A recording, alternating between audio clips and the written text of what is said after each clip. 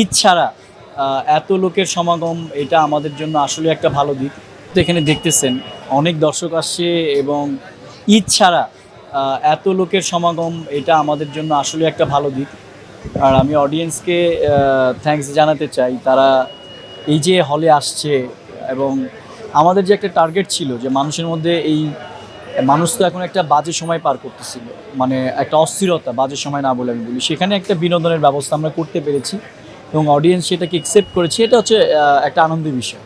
আসলে হল বানানোর প্রত্যেকটা হলের তো একটা ক্যাপাসিটি আছে, এখন টিকিট যদি না থাকে এটা একটা ভালো দিক। অডিয়েন্স অনেক সময় নিয়ে দেখবে, আজকে শেষ হবে আর একটা শুরু হবে এবং রিপিট অডিয়েন্স হবে, এটা হচ্ছে সবচেয়ে ভালো দিক আমি মনে করি ছবির জন্য। সব জায়গায় হাউসফুল এবং অনেক অনেক জায়গায় তো যে কোনো সময়ের মানে ঈদের সময়ের চাইতেও সেল রিপোর্ট অনেক বেটার আছে।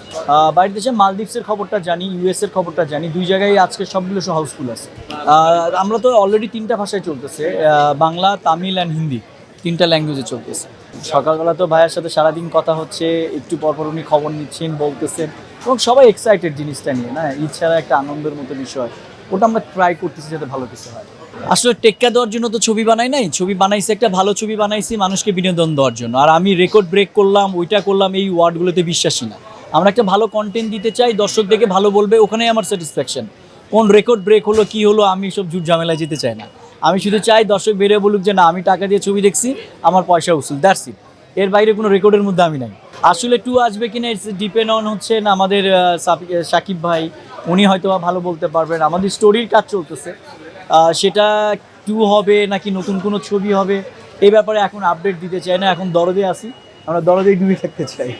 আসলে ওপার বাংলার ব্যাপারটা তো এরকম ছিল না, একটা মার্কেটিং পলিসি আছে। আমরা ওয়ার্ল্ড ওয়াইড অনেক জায়গায় রিলিজ করেছি, হিন্দিতে রিলিজ হচ্ছে, তো ওখানে তো কিছু কাস্টিং যদি না থাকে বলিউডের, তাহলে মানুষ ছবিটা কেন দেখবে, তাই না? তো সেই অডিয়েন্স মার্কেট পলিসি, মার্কেটটাকে বড় করার জন্যই পলিসি মেনটেন করা, নট লাইক দ্যাট প্রত্যেকটা ছবিতে আমরা ইন্ডিয়ান নায়িকা নিই, আমরা দেশি নায়িকা নিয়েও ছবি বানাবো।